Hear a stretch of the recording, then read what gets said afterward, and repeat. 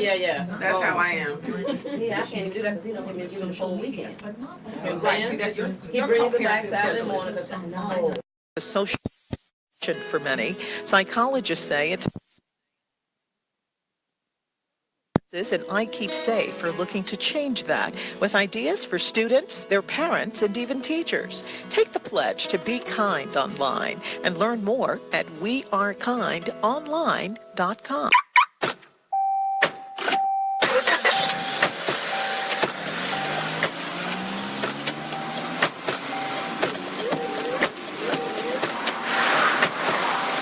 Driving has a rhythm all its own. Don't wreck it with a text. Before you get behind the wheel, silence your phone. Or better yet, designate a texter. For more text-free driving tips, visit stoptextstoprex.org. Brought to you by the Ad Council and the National Highway Traffic Safety Administration. Hi, this is Terry Crews, actor, former football player, and father of 5. I'm also an expert on drama. There's the good kind that comes with having a house full of kids, and there's silly drama like the drama around my percolating pectorals. And then there's the drama you can skip. Skip the drama that comes with not having your high school diploma or equivalency. Find free adult education classes near you and finish your diploma. Visit finishyourdiploma.org. That's finishyourdiploma.org. And leave the drama to actors like me. Brought to you by the Dollar General Literacy Foundation and the Ad Council. Hi, I'm Viola Davis. Did you know that 1 in 5 kids in America struggle with hunger? Growing up, I was one of those kids. But we can solve this. When we make breakfast happen for kids in our neighborhood, we have the power to end childhood hunger, create bigger, brighter school days, and healthier minds and bodies. Go to hungeris.org and lend your time or your voice. We're hungry for more. A message from the Albertsons Companies Foundation and the Entertainment Industry Foundation. Y'all need anything else? Sensation Station Network. All right, welcome back to the Live Exchange. I'm Dr. Pamela, and today we have got quite the show for you. Not even necessarily just because of the topic, but because of the ladies who are in the room with me. My goodness, we got 3 doctors in the house. So joining me today is Dr. Jillian Whatley. Dr. Whatley is a school psychologist, and I may have gotten that wrong. You got it right. Okay, she is. And founder of Lissie's Voice Incorporated. Lissie's Voice helps parents understand themselves spiritually as parental units in order for children to be spiritually, psychologically, and emotionally healthy. Lissie's Voice provides parents with an opportunity to become active participants and informed decision makers in their children's lives. Dr. Whatley's research interests include overrepresentation of minority males in special education, resiliency factors in at youth risks, bias in education, and culturally responsive assessment methods. That's Jillian. That's Dr. Whatley. Welcome. And our second guest is Dr. Bentley Gibson. She is also known as the Bias Adjuster. And the Bias Adjuster, she founded it, and she received a BA in psychology from Spelman College. She completed her master's and doctorate degree in cognition and development psychology at Emory University, focusing on the development of racial and gender biases from early childhood to adulthood.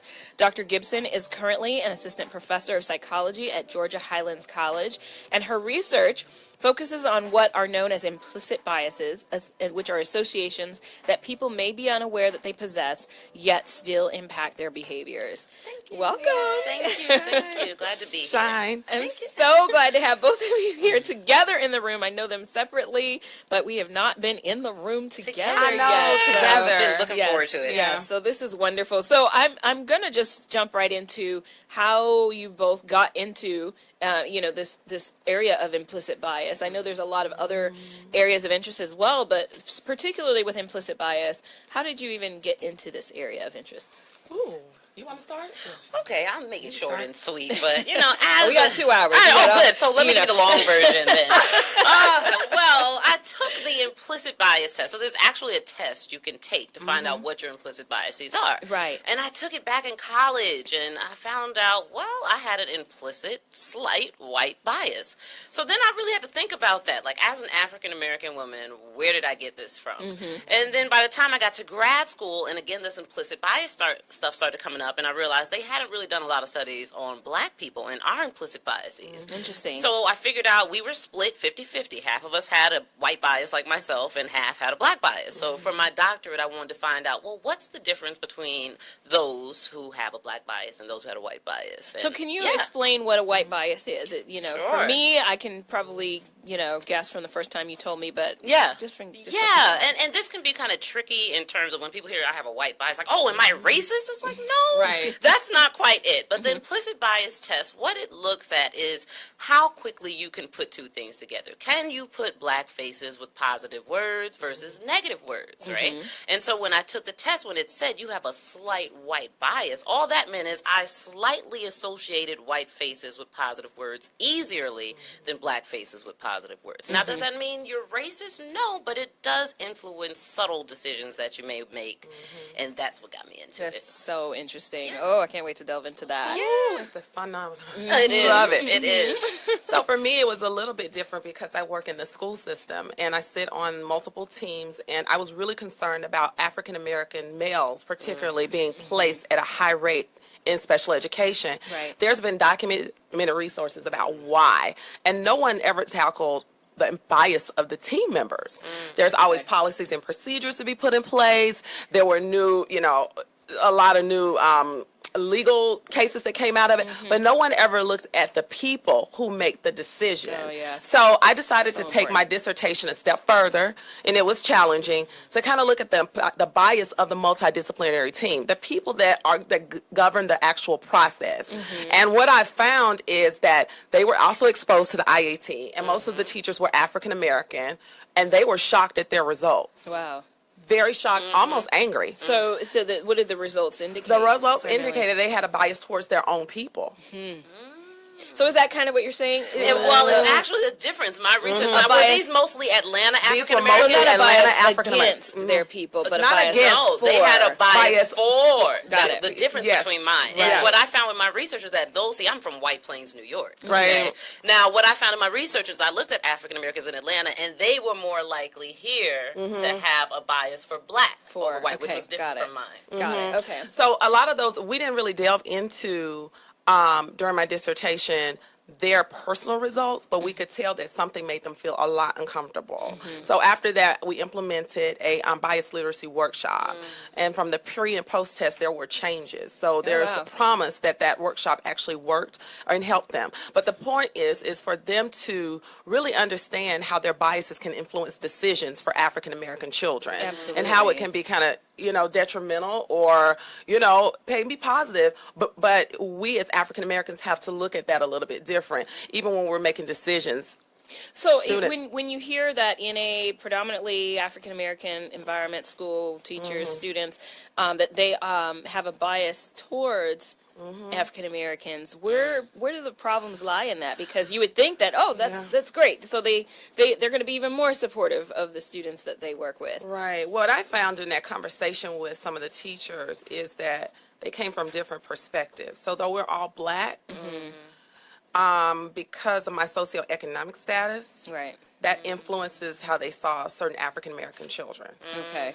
And so, particularly when we're working in low poverty areas, if you yourself, you can work in there, but if you're not from there or you've arrived, like a lot of African Americans feel like they've arrived, then you kind of, unintentionally may put a group of people in a certain bucket. Yeah, I can totally see that.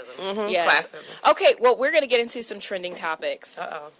Primary election. Lack of diversity. Gas prices. Michael Jackson. Trending topics. Okay, so trending this week, biggest news is the Las Vegas situation. And I haven't heard the latest stats as of last night, but the latest I heard that it was at least 60 people were killed and 527 were injured after 64-year-old Stephen Paddock opened fire on a country music festival from his hotel room at Mandalay Bay in Vegas. Now, he killed himself before authorities can get to him. 23 firearms were discovered in his room. 19 additional firearms, explosives, and several thousand rounds of ammunition were found in his home in Mesquite, Nevada. The motive is still unknown. Very interesting. You know, I've been seeing the dialogue going on about this, and there have been some conspiracy theories, you know, about whether or not this person did it alone. ISIS has claimed responsibility, and yet that's been dismissed. As if, ISIS didn't do it. Did it happen on the 32nd floor or the 4th floor?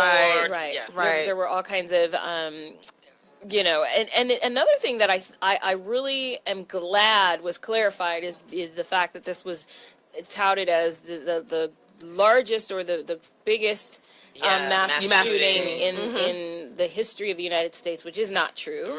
And it seems like I've been tracking that since I guess Sandy Hook, and people they say that a lot. Yeah. So well, it's because every time it's escalated. So I get that. But what we've done is we've kind of erased the history of what's happened to African Americans when we look at Black Wall Street, big time. and we look at well, we begin to normalize the trauma. Yes. Right. Further marginalizing another group of people. When we say, well, you know. Yeah, and so but what I appreciate is the National Association of Black Journalists and the National Association of Hispanic Journalists pretty much checked all the major news outlets, CNN, all of them, and said, look, we need to get our history right. If we're going to report this, let's report this right. But you know, and so I think that the surrounding conversations around this topic have been you know, pretty interesting. But we have to go to break, and we'll come right back on the Live Exchange.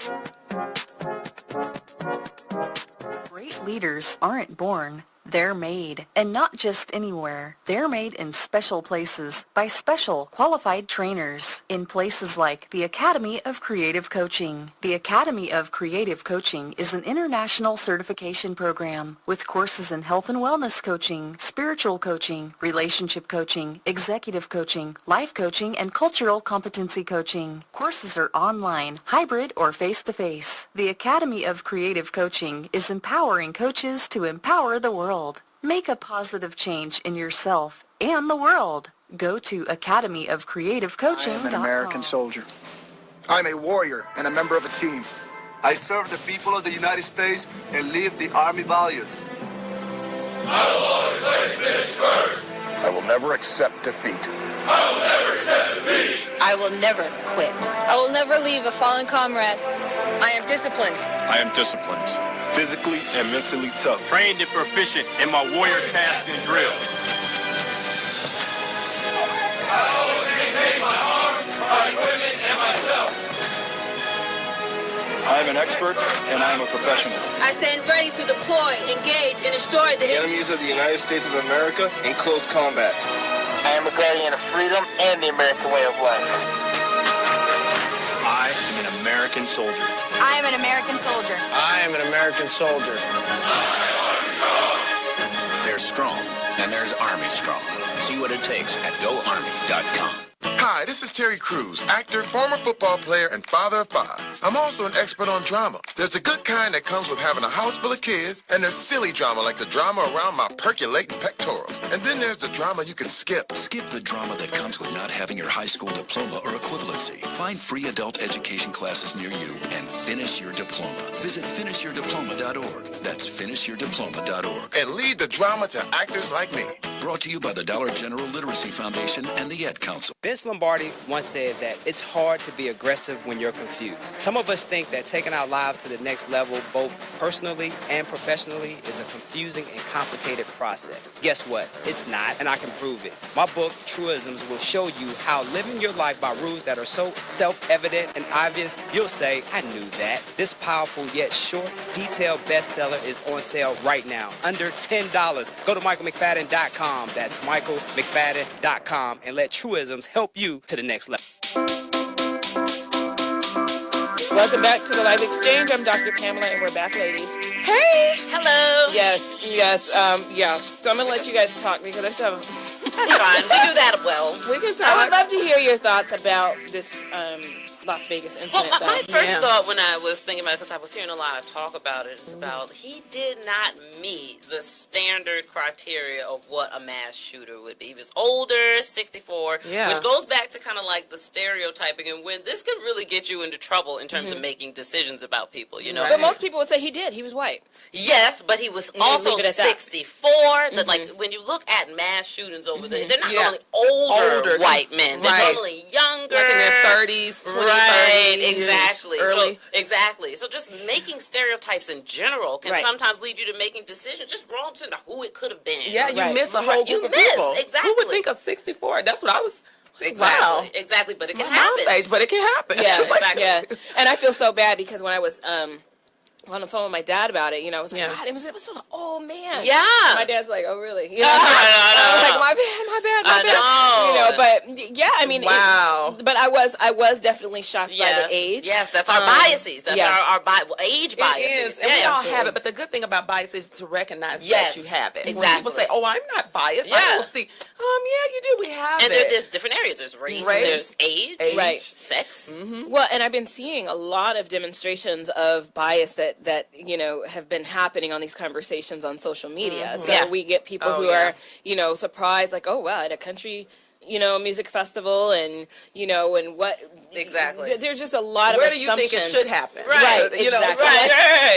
Right. Exactly. And so, and that does beg that question. Yeah. And if that were to be asked, what is the answer? Well, it kind of brings forth the bias that people, and that's the whole point. Maybe if one of you can give a definition of what bias is. And right. Well, Ginger, you want to go for it? It's just a preference. It's a preference. It's an inclination. Okay. There's different spectrums here. There's bias, racism somewhere over here with discrimination with the behavior. But these are just kind of feelings, preferences, inclinations to go either positive or negative or neutral. Okay. Which way do you go for? How do you feel?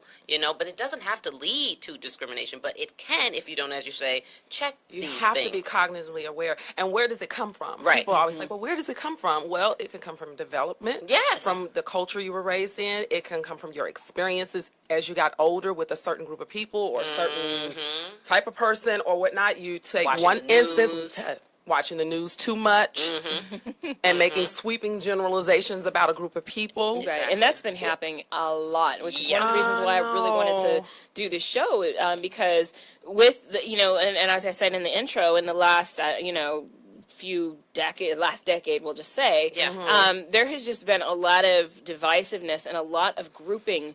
And maybe this isn't new, but there has certainly been, it just seems a resurgence of, we're really just going to put people in boxes. Yeah. And I know that I've been guilty of that in a lot of ways as well. We're just doing it explicit. Right. And so, but what that is also causing people to do is to say, with the explicitness and the extremeness of it, well, I'm not like that. And completely dismiss it because of the way that it seems so extreme. Exactly. Yeah. But are we shutting down our biases when we...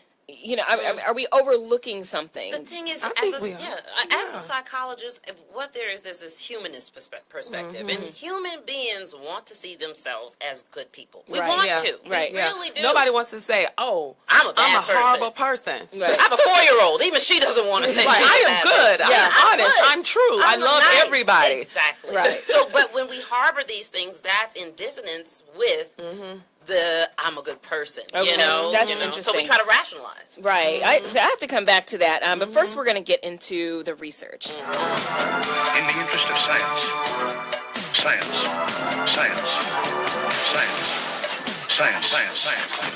Okay, so today's research first of all, it's brought to you by Red Door Consulting.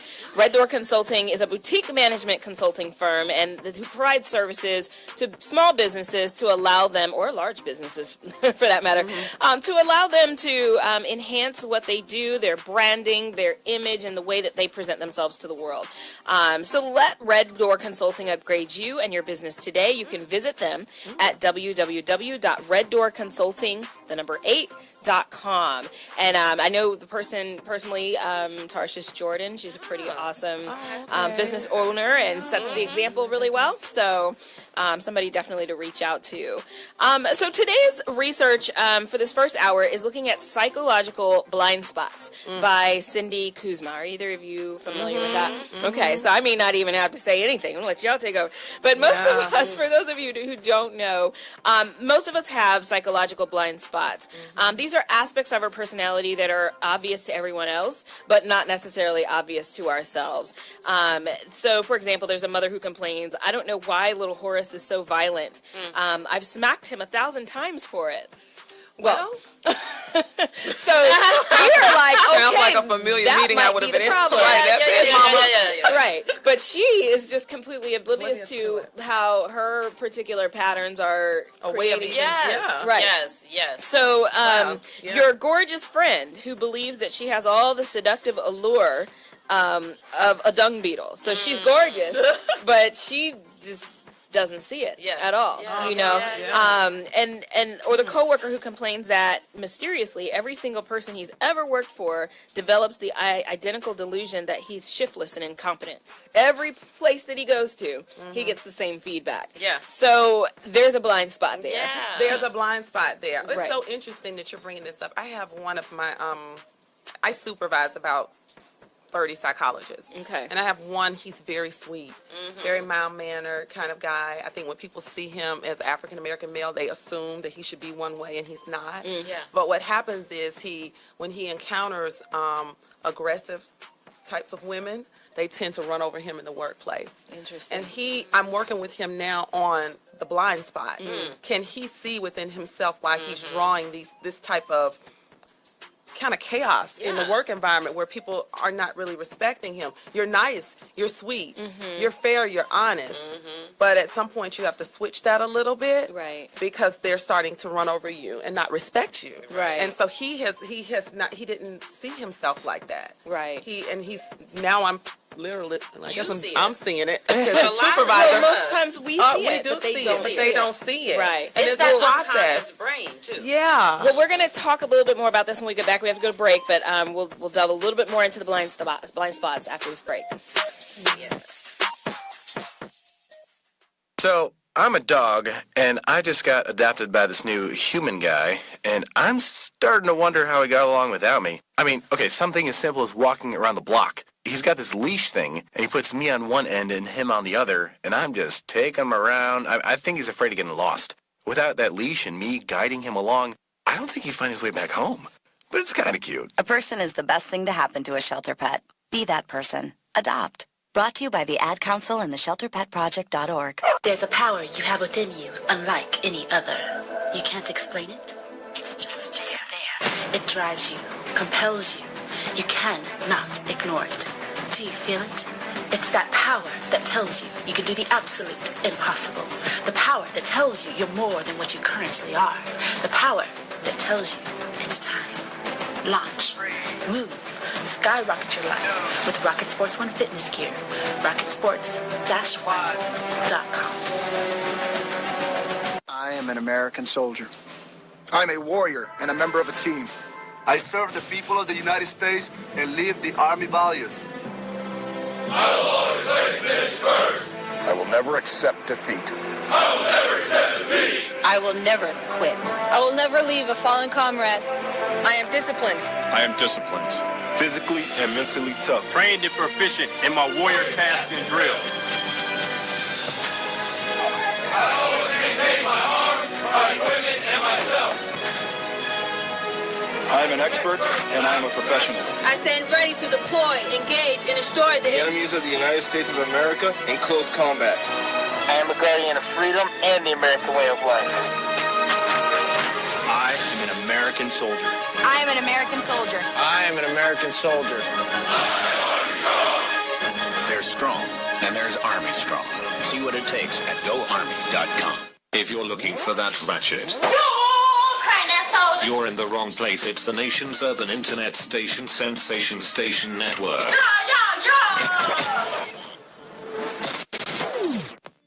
All right, welcome back to the live exchange. We are talking about implicit bias and benevolent sexism. And I've got two guests with me here today, Dr. Jillian Whatley and Dr. Bentley Gibson. And just in the last segment, I was talking about psychological blind spots. And this is, this is based on an article that was written by, which I don't have it in front of me, but I said it in the last hour. Oh, Cindy Kuzma. Yes. On MarthaBeck.com. And she gives, and one of the things that I found was interesting is we go blind to information that is so troubling, so frightening, or so opposed to what we believed that that to absorb it would shatter our view of ourselves and of the world, which is what I believe you were just saying. And it would, and then it would But we have to be okay with the shattering of ourselves because we're constantly re-evolving. True. So whatever you saw, however you saw yourself a couple years ago, it can change. And sometimes it goes through a shattering process. Right. Right. And some people are afraid to go through that shattering process, you know, yeah. like after the breakup of a relationship. Right. It's a shattering process. It is, And then yeah. you rebuild from there. And so we can't just protect ourselves from things that we really need to acknowledge because, like in the example you gave, she's hurting her son. Yeah, right. And then thus it's going to hurt the relationship between the two of them, which is really critical to his development as a young man. Yeah. You know? Well, and one of the things that I noticed is that with these psychological blind spots, there are, to me, they come to surface when we see patterns that just keep repeating themselves over and over and over again. And to me, there's a clue there. And we may not necessarily understand the blind spot right away, but if we can pay attention to the negative patterns, there's a clue in there somewhere. For, you know, if you're saying, I always this, or this always happens, or this, you know, there's a clue in that situation. That's true. And she gives a few indicators of what it may look like if you are, you know, if you have blind spots, which I believe we all do. Is it safe to say that? Yeah, we do. Okay. We're not perfect. You keep having the same relationship with different people. Oh, well. That's one. Well. Okay. Your luck never changes. So it just seems like you always get the hard end of the, you know, the short end of the stick, you know. People consistently describe you in a way that doesn't fit your self-image. The way you see yourself doesn't match what people are saying about you. Right. You know. You know, I had somebody once say something to me about, you know, you know, it just seems that you know, come off like you're just better than everybody else. And really, I'm Pam? like, but that's not even like my brain. Well, won't then, even Pam, go sometimes you there. gotta consider the source too. It's true. I mean, I'm just saying. But when you get things like that, that completely, it that doesn't threw you mean off. that it's always true, but it does, you know, it is may fair mean- to examine it, just to say, you know, Yeah, where's that consider coming it. from? I'll consider it for you know. Right. And then I have to consider the source in that Consider the process. source. That is so important. She does advise that as well. Let's see. And then, those were the three. Those were the main three. So if those three keep having the same relationship with different people, your luck never changes, and people consistently describe you in a way that doesn't fit your self-image, those are some indications that you're operating under some deep blind spots. Yeah, So, we all have them. Yeah. So how does this tie into implicit bias? Implicit bias is a blind spot. You know, as I said, when I took the test and found out what it was, I was shocked. So anything you're shocked about or don't really understand how it got there, that's a blind spot that you have to check, especially if you keep seeing it or hearing it or having it impact you over and over again. And sometimes you may not even realize it, you know. And it's dealing with that battle between the unconscious mind, which is still impacting your behavior. Right. You just don't realize it. And you have to rationalize that or repress it, you know, so that you can look in the mirror every day. Right. You know? Right. I mean, and people don't see the connection between a belief and then what ultimately becomes a pattern. And so I look at the link between beliefs, behaviors, patterns. So your belief may be that I'm not very smart. Yeah. And then that translates into a certain behavior, and that translates into a certain pattern. And I had a friend tell me, and then those patterns are reinforced by the belief, you know, or the, you know, so it's a cycle. It's a cycle. And it doesn't really click until it directly hits home, directly impacts you. Like I was speaking to a lady yesterday, she's from Sweden, and she was saying that, you know, when she lived in Sweden and other cultures came there, you know, people would say, you know, why don't you assimilate and learn the language and be able to speak it? And it wasn't until she moved here where she realized, wait, I can assimilate and still speak my language. And then it was like, click up. That was a bias I had. Now I've experienced something and I understand it, you know. So we have to be hit home some way, somehow. And that's the only way you get people to see these blind spots. That's so interesting. So one of the things when we have conversations about racism versus discrimination versus bias, a lot of people just kind of switch the words around and angle them. And are there differences, and what are the differences between those terms? Racism, bias, discrimination. Well, racism, I don't know how I would break that down. Racism is the act. It's just it's like the blatant I think it's a little bit more blatant act. It's what you see. Yes. And I would argue that racism is the institution, it's the system. Well, and then it can transition into an institution. Yeah. Like within our schools. You know, so any act or institution that leads to a better outcome from one group to the other. There you go. You know, whereas people might use special education or even redistricting in school systems as an act of racism. So you're putting one group here and you put another group there, and that leads to segregation. That's why people say it's resegregation in education, because the institution itself is doing that through the policies and the procedures that they mandate. And I would say that our implicit biases may be the root of that. But there's also some discrimination. Those are not implicit. You are very conscious. You know what you're doing. You know what you're doing. Yeah. Yes. Okay, we're going to dig into that a little bit when we come back. So stay with us on the Live Exchange.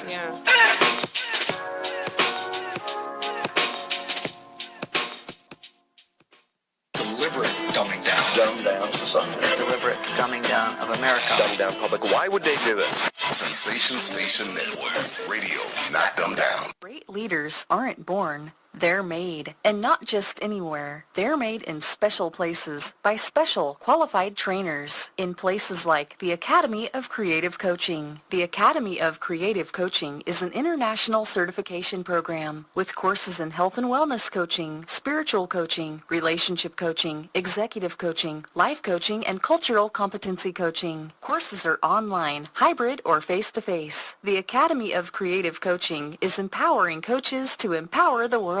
Make a positive change in yourself and the world. Go to academyofcreativecoaching.com. There's a power you have within you, unlike any other. You can't explain it. It's just there. It drives you, compels you. You cannot ignore it. Do you feel it? It's that power that tells you you can do the absolute impossible. The power that tells you you're more than what you currently are. The power that tells you it's time. Launch, move, skyrocket your life with Rocket Sports One fitness gear. RocketSports-One.com. All right, welcome back to the Live Exchange. I'm Dr. Pamela, and we're talking about a lot of stuff, but I really want us to dig into those parts of ourselves that we don't know are there, and that really kind of inspires the behaviors that we have as a result. And so we talked about, just before I threw in that discrimination and bias, they have two different functions, I guess. I don't know if function is the right word, but but they can all get intermingled. They can. And cross over. Yeah, well, people use the words interchangeably. That was a racist act, or that was a discriminatory act, and that was an act of bias. People you use them interchangeably. Yeah, but there are three distinct meanings of these terms, and so it's important for us to understand that. So when we talk about internalized oppression, I'm just throwing that one out there as another one of those myriad of terms that we use. What is internalized oppression? Is that something that we're not conscious of? Is that another form of bias, or is that something completely different? Yeah, I think some people are conscious of it, but then I think some of it is subconscious. Okay, I really do, and especially like when you've experienced like history of, for example, my parents, they were living through the civil rights movement and were very active in it. So to hear their conversations, sometimes my mother is very progressive and my father's very progressive, but people from that time period, like for example, some people really believe Barack Obama should not have been president. Where did that come from? What do you think about yourself first as an African American, and to think that he shouldn't, as a black person, even have the opportunity? Are you saying the reason they believe this is because he's black? Because he's black, that's not your place. But it wasn't about, it was, because that's different than, I disagree with his policies. Nothing like that. That's not your place. We shouldn't do that. Oh, wow. And so, right, when I first heard, I don't either, but when I first heard that, someone went to a small town in Georgia, where he's from, and his grandmother, who was about 80, said that. Wow. What was her subconscious thoughts, her internalized, talk about that internally, where is that root? Yeah. And he said his mouth dropped because a lot of us, we take for granted that we're like, yay, black people should be doing. We take that for granted. Yeah. You know, but there are some people who really believe that even we sitting here should stay in our place. When I hear internalized depression, I think, you know, how those standards of black is bad and white is good has been internalized in us. So, like, statements like acting white, what is that? What does that mean? Or what does that black? mean? You know, and not appreciating, you know, your skin tone or wanting to lighten it and not appreciating maybe your hair texture and wanting it to look more what societally says is beauty. Right. So when I hear internalized depression, it's that, you know, stereotype confirmation, not going with the white is good and black, whatever that is bad. It sets the standard. For example, I was asked to write an article here recently, and I'm working on colorism. And so the person who wants me to write it, he was like, well, Jillian, you're a chocolate girl, you know, what was your experience growing up? And I was like, heck, I didn't have all those experiences. I thought I was beautiful from day one. Yeah. He was like, well, I need you to really write because I did not have that. Yeah. My mom sewed into me. I think when beauty comes in various shapes and sizes, and so that's a part of my psyche. Yeah. So to think that I should feel inferior because I just never had that. And he said, I really want you to write that. So he said, well, what are you doing with your daughter? I said, I speak life into her since she's been in my womb about who she is. So she walks with that confidence. So despite wherever she is, she's still who she is. So, and it's a very, you know, intentional act of how you parent with your child's identity in mind. So, it just brings a question to mind that we have. So a friend of mine posted on his Facebook page, and he said, ladies, and actually he's going to be on the show next week. Yeah. He said, ladies, what are some of the things that you grew up with that you were told you can't do that, but you know your white friends could do it. You know there was no issue there, but you were told, no, they can do it, but you can't. Yeah, yeah. So we're going to go to break. When Right. we come back, we're going to talk about this week's Balance Challenge, but I want to delve into that a little bit because we all have daughters, and I want to know our experiences, but I also want to know what our daughters have been bringing to us. Okay. So stay with us. We'll be right back.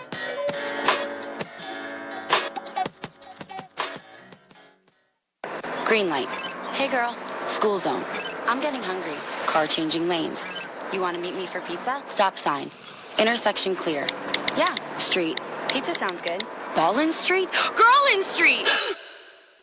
It's hard to concentrate on two things at once, like texting and driving. Stop the text, stop the wrecks. How will you stop texting and driving? Tell us at stoptextstopwrecks.org. Brought to you by the National Highway Traffic Safety Administration and the Ad Council. I am an American soldier. I'm a warrior and a member of a team. I serve the people of the United States and live the Army values. I will always place this first. I will never accept defeat. I will never accept defeat. I will never quit. I will never leave a fallen comrade. I am disciplined. I am disciplined. Physically and mentally tough. Trained and proficient in my warrior task and drill. I always maintain my arms, my equipment, and myself. I am an expert and I am a professional. I stand ready to deploy, engage, and destroy The enemies of the United States of America in close combat. I am a guardian of freedom and the American way of life. I am an American soldier. I am an American soldier. I am an American soldier. There's strong, and there's Army strong. See what it takes at GoArmy.com. And so a new American industry has been born. Sensation Station Network. Keeping your balance with Dr. Pamela. Dr. Pamela. Dr. Pamela. All right, so this week's Balance Challenge, we just talked about blind spots, and the show is about biases. So this week, my challenge for you is to look for your blind spots. You have to look for them. Now, if you do an exercise, you close your eyes and you put your arms out, you put them down to your side and then lift them to be parallel with your shoulder. You look straight ahead and you might see that your hands are there, but you can't really see the detail of what your fingers are doing. You might be able to see if they're moving, but they're not. You can't, like if you put four fingers up, you can't see the four fingers. So, that's kind of what it is like to have a blind spot. Yeah. And so, in order to know that you have that blind, you actually have to turn and look, Or ask somebody else to tell you. or ask somebody to tell you. My dad That's a trusted says, source. my dad always says, you can't see your own ears. There you That's go. right. But if they're you got there. some dirt in your hands, you need somebody to tell you. They're there. They're there. Right. And that person can be your mirror. Yes. So kind of when like just a minute ago when Ginger had something in her eye and she asked me to blow in it, but she trusts me to do that. Yes. She wouldn't ask anybody else to do that, and I definitely, but because somebody else might put a plank in might her put a eye. plank in her eye. Don't like me and my pop. I love you. I say I trust you. Right. So my challenge for you this week is to look for your blind spot. So according to the article that I just looked at, she says to ask for blind spot feedback from one person a day. Okay. Never asking the same person twice.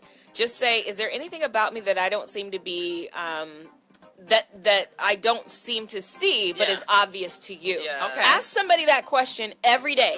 Ask somebody different that question every day. Different. I don't know if somebody different. It has to be a safe place for you. It has to be a safe we're into our safe people. place. Ask safe My people. brother is my person. But if you can ask safe people that, you'll hear, if you hear commonalities, that's something you need to pay that's attention true. to. Now that's true. So that's true. We'll be right true. back. That's very true. That is true. Great leaders aren't born, they're made. And not just anywhere. They're made in special places by special qualified trainers in places like the Academy of Creative Coaching. The Academy of Creative Coaching is an international certification program with courses in health and wellness coaching, spiritual coaching, relationship coaching, executive coaching, life coaching, and cultural competency coaching. Courses are online, hybrid, or face-to-face. The Academy of Creative Coaching is empowering coaches to empower the world. Make a positive change in yourself and the world. Go to academyofcreativecoaching.com.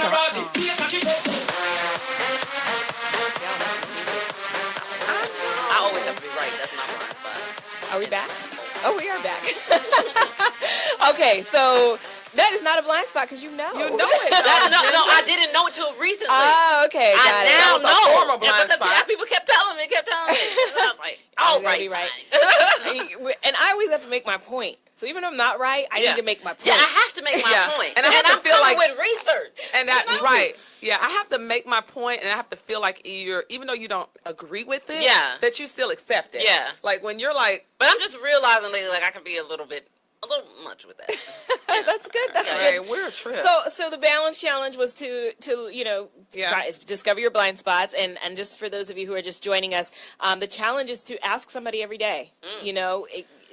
Is there something about me? Let me get the specific wording right here. Is there anything about me that I don't seem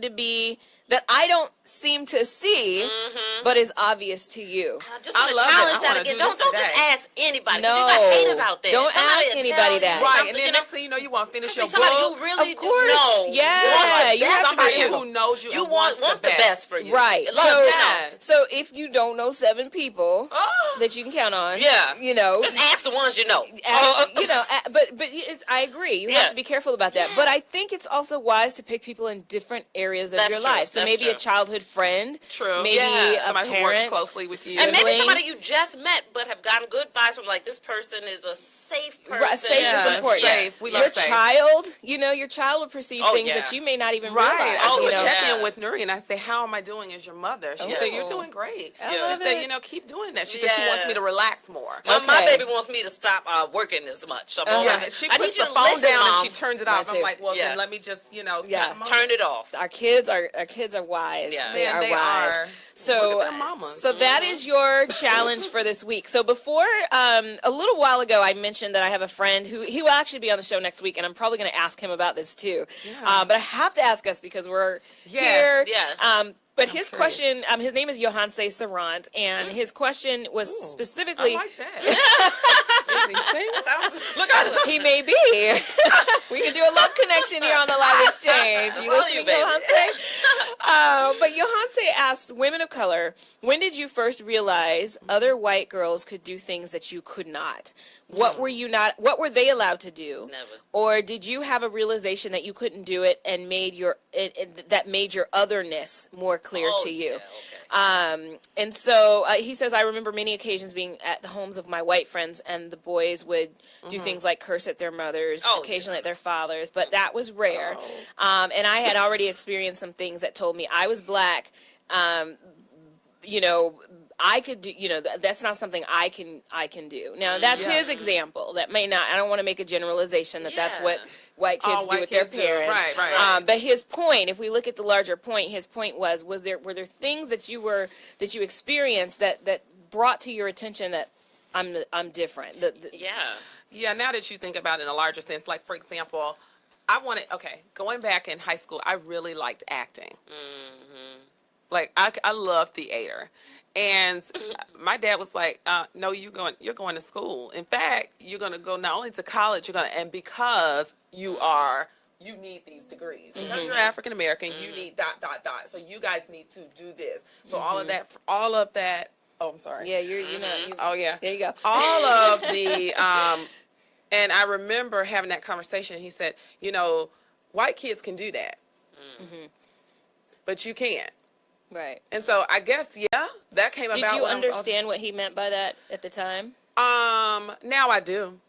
Now I do. Now I understand, like, I've been taught just through going through work and everything else that we have to work sometimes harder, and we have to be more, our I's have to be dotted and our T's have to be crossed, even more so than our white counterparts.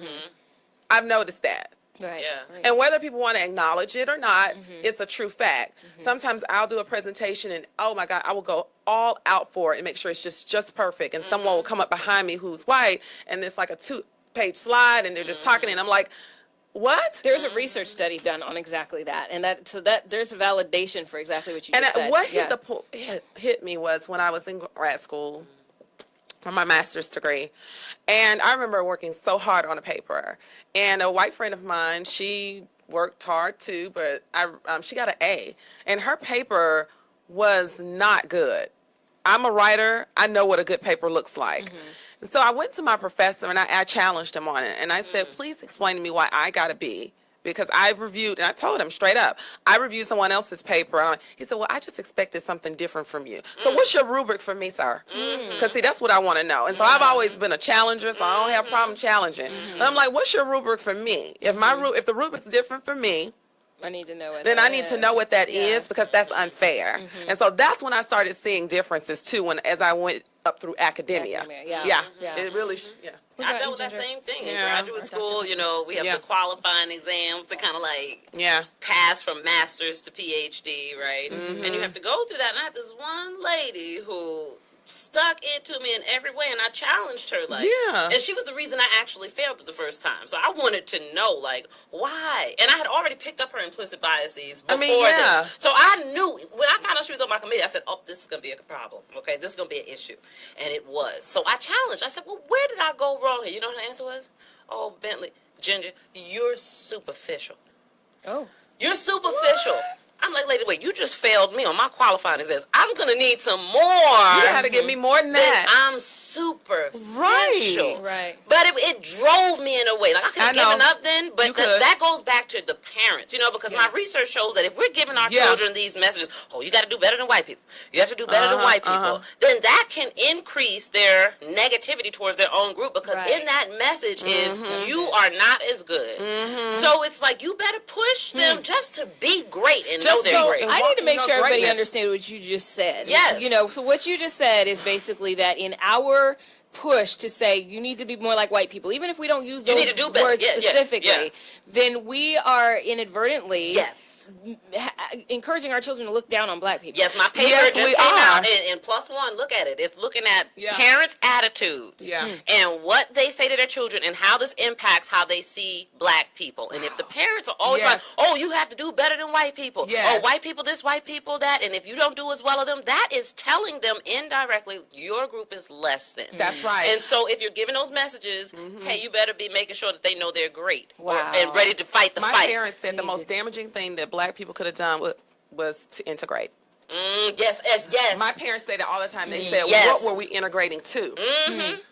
Why couldn't we stand alone? And I have some research to do on that if we have time. So we're going to come back to that, because we can't just leave that point. Please. We can't just leave that point. So, but first we're going to get into Love Notes. Love Notes with Dr. Pamela. Okay, so today's love note comes from Chris, and Chris is asking, Dear Dr. Pamela, I'm finding myself, not like that. I used to see the look on her face. Dear Dr. Pamela, I am finding myself losing hope in this country, especially for the future of my children. I have 2 sons and a daughter, and I see so many threats to their lives as African Americans. I can only do so much to protect them. I've been exploring leaving the country. Is there any way not to live in a state of panic and worry for my family every day? Signed, Chris. I'm going to turn to the thinking about psychologist moving in to the room. Ocilla, Georgia. In the country somewhere. I mean, that is so crazy. I understand them, you know, because it's just so you can't go to a music concert or, you know, without it being, we're living in a crazy society. We are. People dislike each other. They can't come together for anything. But when has the world not been like this? this? It's always been crazy. You're right. It's always been but crazy. But with social media and the news and visibility, we feel it more now. Because we see stuff so much more now. Right. Like we can see somebody getting killed. Right. Like all the details. Live. Yeah. Yeah. And then what happens, we become sensitized to it. Yes. In some ways. In some ways, but then the fact that we can see it makes us like, oh, it's a lot going on. Which maybe will do some good because we see it and it impacts us, and maybe there'll be some change because of that. Versus in the past when all the crazy stuff was going on, it wasn't as close to home because we didn't see it. It wasn't the news or live all the time. But from a psychological standpoint, I would venture to guess that the anxiety level of the country has to have collectively just gone up. It has. I'm scared to go for a jog. Okay? You know, even for our children who are not from here, like in the public school system, we're having groups for them because they're afraid they're going to get deported. Yeah. I mean, this is a real issue for our nation. You know, we are living in a time where people are more anxious, they're more fearful, they're on edge. And when you do that, your decision making isn't always good or isn't good at all. And although you know? we're all Americans, we have all these different groupings, right? And the research shows if you don't have a common identity, like, okay, we're Americans or we're black people, or this is our group, then we're not gonna come together. You know, and well, gosh, and there are so many groups. I mean, I don't even see that happening. No, that's just, you know, I mean, it's so I don't hard. even necessarily see that as completely healthy because I would hate for African Americans to lose whatever kind of identity we've created for ourselves. You wouldn't have to lose it. You can, like I was saying, with the assimilating, with that lady saying, you can assimilate and still love your group. It's when you form such a love for the group that it leads to a hate for the others. It doesn't have to get there. Got it. It can be. You can have both. Like, hey, there's enough love for everybody here. I can love my group a lot and hold on to my culture, but then I can also love other groups, just like we do with gender. You know, so I love being a woman. I love being too. Okay. I love being a woman, but I also love being black. I love being a Christian. I love, you know, so we can, you're right, we can have multiple identities. Float in and out of those identities at every in a given moment, and it's okay. And that makes you flexible, But it's when this competition or something comes in that makes you feel like, oh, I have to go against this group for whatever reason, stereotypes, competition, whatever, then we have a problem. And that's what this country has been built on. It's okay to appreciate your group, but when you start disliking other groups or trying to make sure they don't have and things, oppressing them and make sure they're and talking bad about them. That's not or not even a good subtle place. things like implicit biases more so affect nonverbal behaviors a lot of times. So if you're just looking at people crazy because they're part of that group, then we have an issue going on versus being able to respect these differences. Let me tell you something that happened to me yesterday in the grocery store. It's so crazy, and I'm rushing in because I'm always rushing, which is what Nuri says I should stop doing. Doing right. So I'm rushing in the grocery store to go find something, and this older white man in this wheelchair. So again, here's some, you know, we're living in a nation. I don't know what you're about to say. So he rolls up to me. He's like, golly! I don't know what he was about to say, but all I know is going to be on the news. He said, you're fine. He said, you should be in a magazine. But it was the way he did it, and I was, you know, I immediately felt myself go on edge a little bit because I didn't know what was going to come behind because of your stereotype, because of my stereotype, because of what we're going through in this country. I don't know where people are right now. So sometimes I think about it myself, like, should I move to a little small little town where everybody knows your name and it's all happy and you can protect and insulate yourself from it? But then, is that normal? Well, normal or healthy? I mean, normal. What is it? Everybody's normal is different. Because you can't. But what I say is that you can't always run from everything because it can be. You can be running from something. Walk into it and realize you were wrong and handle it. Right. And you can't go around the situation. I mean, the people who were, in church in Charlotte. What was it? I can't think of the name of the city. It was Charleston. In Charleston. They're in church. And that's supposed to be a safe place. Right. It is supposed to be. But now when I'm in church, because of that situation, I'm sitting in a different place. Yeah, I don't really pay no mind. I know it's the media gonna hype it up. I know. Play it. You know, and it's called the recency effect. And things in the mind, you know. I know. What's it called? Tried the recency effect. So whatever you heard most recently or saw on the news, you know, or if you have to memorize a list, your decisions, right? The last thing you heard on that list will be right in the front of your mind. You know, so if you're hearing stuff all over and over again, well, I'm just being honest. I understand. It's impacting I am people. sitting differently in my church. You know, I just sit a little different. Yes. And maybe I can work on that, but that's what I am. And I don't think we've helped Chris. So if we... Chris, sorry. Chris, hey, look. It's rough out here, okay, Chris? It's hard decisions, Chris. You might want to go to Old Silla, Georgia, okay? Get away from the man. We'll be right back. Look at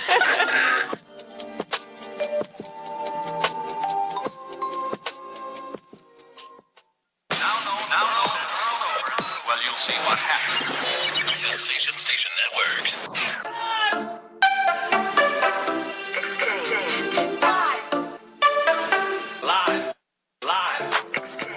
All right, good morning and welcome. Not good morning, it's good afternoon now. Welcome to the second hour of the live exchange where we exchange compelling dialogue around love, politics, and intellect every Thursday from 11 to 1. I'm Dr. Pamela, and today we are talking about implicit bias and benevolent sexism. Today I'm joined by two passionate psychologists who share an interest in the concept of implicit bias in both children and adults. We have Dr. Bentley Gibson, also known as the bias adjuster, and Dr. Jillian Whatley, founder of Lissie's Voice. So, continuing with this conversation, we have to help Chris. Okay. We got to help let's Chris. help him. So, Chris, for those of you who are just joining us, Chris was saying that he's finding himself losing hope in the country, especially for the future of his children. He has 2 sons and a daughter, and he sees so many threats to their lives as African Americans. And you can only imagine the set of, fear of threats that could happen based on being a black male or based on being, a black woman. He's been exploring leaving the country. Is there any way to not live in a state of panic and worry? Really, joking aside, this stuff you see on the news can really impact you. But going back to the last point I make, you kind of got to realize that, the media, they have a job to do. And it's to give you things that are incite you. And these stories, they keep playing them over and over again, right? So, people, as I go back to what I said before, people generally want to be good people, okay? Most people want to be good people, right? Okay, right. so don't get caught up in the news all the time, and realize that, get out of your comfort zone, get to know people who you think would stereotypically do something, stop when somebody you think is about to do something wrong because of your stereotypes based off of the news or whatever, and walk into it and realize that I was wrong, So what's the difference between instinct for survival versus biases that are irrational? Right. They go together. Let me tell you, I read a book called The Gift of Fear by Gavin Becker, and he's an FBI agent. And fear can propel you to do things that are great, but it can also paralyze you. And that's where you don't want to get into the paralyzing piece of, you're moving, you're running from, we are. I'm going to the Bible. In this life, there will be troubles. There's going to be troubles every day. Absolutely. And so you have to use your gift of fear to discern things about people and situations. Now, sometimes things will just happen. Because that's God's providence. That's his hand. That's his will. And sometimes his will is not what you think it might be. She's preaching, y'all. Yes, she is. Because, it's just not. It's not. We think, his will is me living in a mansion, walking down the street, and I'm looking cute. Well, no, his will might have been for you to get a divorce. Oh, okay, maybe. His will might be for this person to have died. That is his will. We don't understand it. But in that, you've got to still maintain some sort of sanity. Because if you constantly run from all the things that are going on in the world, and everything, let's be clear, does not hit the news. Oh, no. It doesn't. But some people don't believe. Don't let there be a natural disaster in one of the African countries. I mean, even in Atlanta. Everything is not at the news. So people really know what's going on. You be running around looking like a fool. You cannot live like that. That's not safe. But even if you think about what is fear, okay, babies are born. When babies come out the womb, you make a loud noise, they jump. Right. Fear is about survival. Okay, so now what we've done is we've created social fears. People will be afraid to even talk to somebody, look them in the eye, heart racing, just like somebody has a gun to their head. And so we have to get over that, and that's what really makes these biases bad, because we're uncomfortable with one another. So we get around each other, And a hard start reason we don't know what to do and we don't want to deal with each other. So you got to increase your exposure to people that are not like you. You Absolutely. know, reach out. The most beautiful thing is my daughter's school. They have all these different cultures there. But the most beautiful thing is seeing a white child go up to one of the teachers there with the hijab on and hug. We need to see that more often. Yeah, Because even though you're different, still can love you. You don't represent fear. You don't represent someone that's going to attack me. You're a human vessel. Well, think about the subtle seeds that are being planted when you see things like that, you know, and I, you know, just my neighborhood is extremely diverse as well. I mean, I'm telling you, all over the world is represented in my neighborhood, and there were 3 little kids outside playing. I think one of the little kids was rooted in Ethiopia, another in Japan, another white kid. I don't know, but I heard one of them say, I wish I was Arab like you. And I was like, oh my God, you know? And it's so. My daughter comes home and she literally, I don't know, she can wrap the hijab. She'll take a towel and she'll wrap it around because her teachers have it. Okay. And she does it perfectly. Miss Sue has and that's the thing. Miss Sue. See, and I just think it's beautiful when we can learn from each other and see the beauty in each other's cultures as opposed to the fearful side. I'm afraid. Yeah, because we will find fear all day long. Fear will find us. Yes. But fear is just like, it could be just fear, it could be, oh, they're going to shoot me, or fear is just, I'm uncomfortable. There's a spectrum here. Yeah. You know? Okay, so we're going to come back. Stay with us.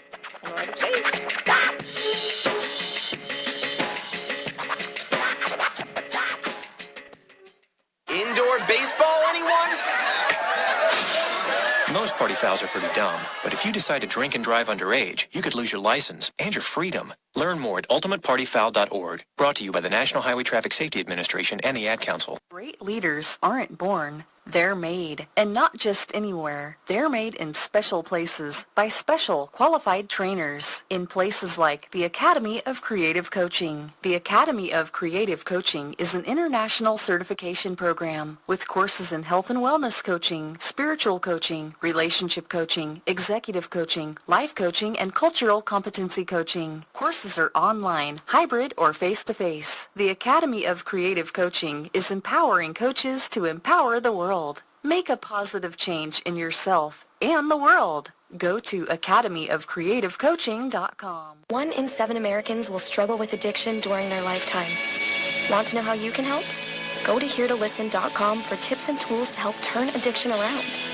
A public service announcement brought to you by the Ad Council. My savings are gone. Okay, where were they last? Here, right before I spent them on the vacation to Aruba. Weird. Not weird. Not saving now means no money later. For free ways to save, go to feedthepig.org. This message brought to you by the American Institute of CPAs and the Ad Council. Deliberate dumbing down. Dumb down society. Deliberate dumbing down of America. Dumb down public. Why would they do this? Sensation Station Network.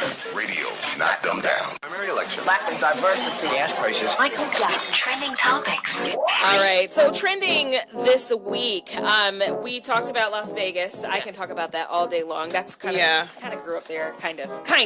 It was like 3.5 hours from where I live, and so a lot of family friends there. We used to go there all the time. My parents used to drive us there. We'd sit in the car while they gamble, all that stuff. So that's like home. It's like a second home.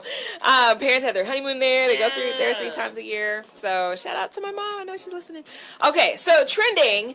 It's been reported that the Russian government used Facebook and Twitter accounts to instigate, I thought I read investigate, to instigate racial tensions during the 2016 presidential election.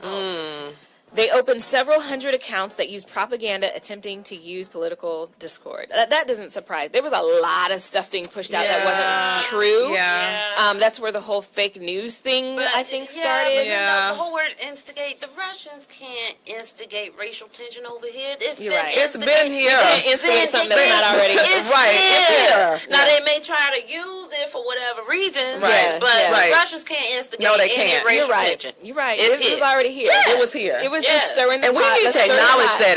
We need to acknowledge it. And if they That's the did history of instigate this it, country. maybe something good came out because everybody, maybe the Black Lives Matter came out of it. So very conscious. thank you, Russia, if you did, because it brought people together. Hello. All right. So next, Playboy magazine founder and editor-in-chief Hugh Hefner died on last Wednesday of natural causes. He was 91. My Somebody goodness. call me a commie for saying that. I'm joking. But I get the context. They have to listen to the context. But you know people like to take things out of People context. don't- Well, Amen. So Hugh Hefner. Yeah. He's gone. sorry. I'm not really. Okay. 2 high school football players in Crosby, Texas were kicked off of their football team on Friday night after they demonstrated during the national anthem to protest racial inequality. Wow. So Cedric Ingram Lewis, who's 16, raised a fist in the air while the anthem played, and the other, Larry McCullough, who was 18, got down on one knee. The coach on the team deemed the protest disrespectful to people who served in the military. That argument doesn't work. That argument can't work. Like, I get it. Like, people are offended by it. Yeah.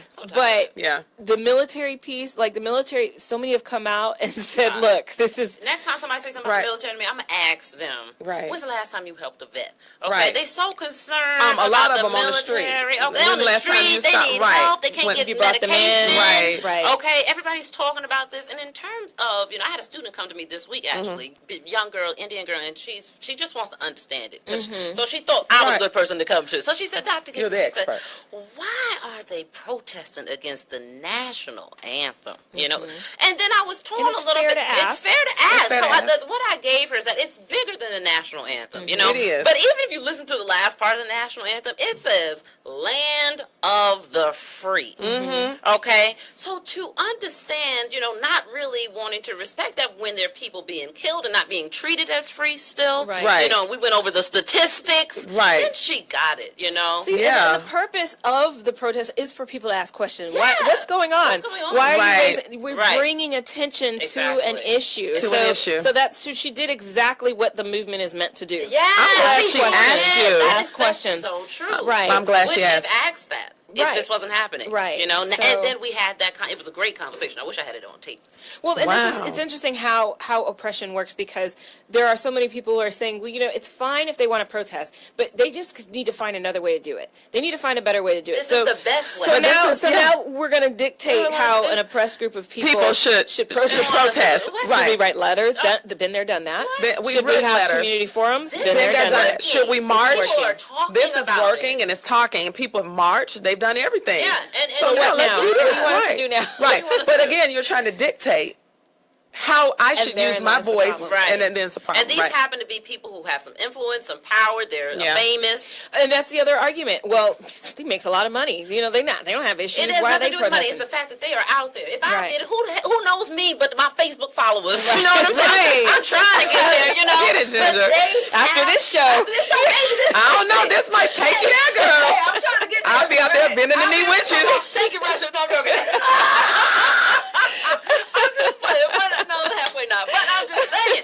Maybe that'll give me my 1 million followers. But they already have that platform. Right, they have a platform, and we have to be cognizant of when God elevates us to a certain position. It's your duty and responsibility to take a stand on social issues. That's why you get that that's position. What, exactly. But you may not, because that money may go. And that's what's so great about that young man, Colin, is that he said, look, I got all the money I need. I love him. I don't need anything else.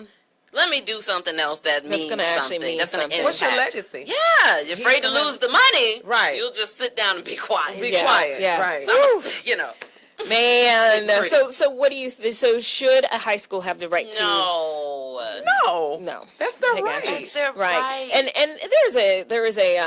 there was a court case, and that basically, and this was more about the Jehovah's Witness when they were forced to stand for the Pledge of Allegiance in the 1920s, and there was a court case, and they won. And what it said is that schools, in particular, so to me this is a violation of that.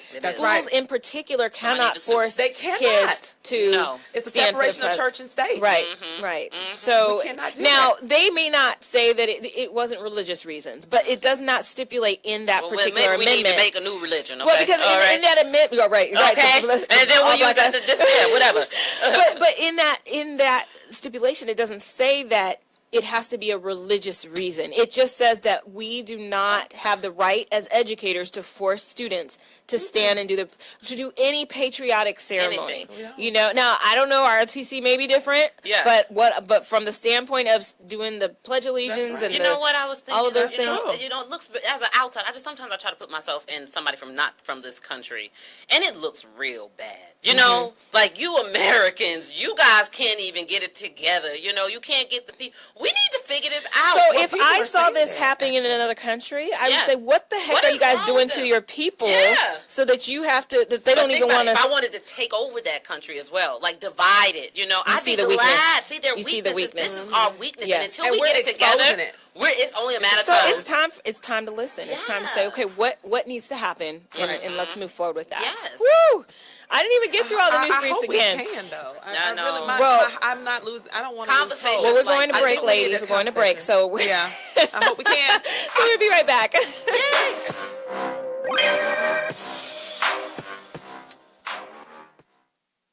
When it comes to saving money, don't act like a baby. Goo goo gaga. Be the boss and make a budget. I'm the boss, baby. You're the boss of me. I am the boss of you. Are not. M2. Are not. M2. Need a little help? Aren't you going to do any work? I'm very busy delegating. Create a personalized savings plan. We can share. You obviously didn't go to business school. And get other tools and tips at feedthepig.org. Brought to you by the American Institute of CPAs and the Ad Council. Okay, so 5 tacos of cheese and a large soda. That's $10,012. Please drive around. Wait, 10,000 what? It's obvious you're buzzed and driving. I've only had a few. I'm fine. Yeah, the food's $12, but getting pulled over for buzz driving could cost you around $10,000 in fines, legal fees, and increased insurance rates. Please drive around. Actually, just park and come in. Nothing kills a buzz like getting pulled over for buzz driving, because buzz driving is drunk driving.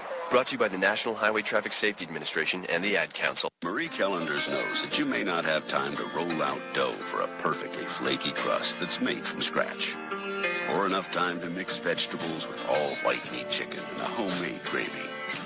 She knows you may not have a moment to crimp the edges of your favorite chicken pot pie, but Marie Callender's does. And when she's done, all you need to do is find time to grab someone special, sit down, and savor.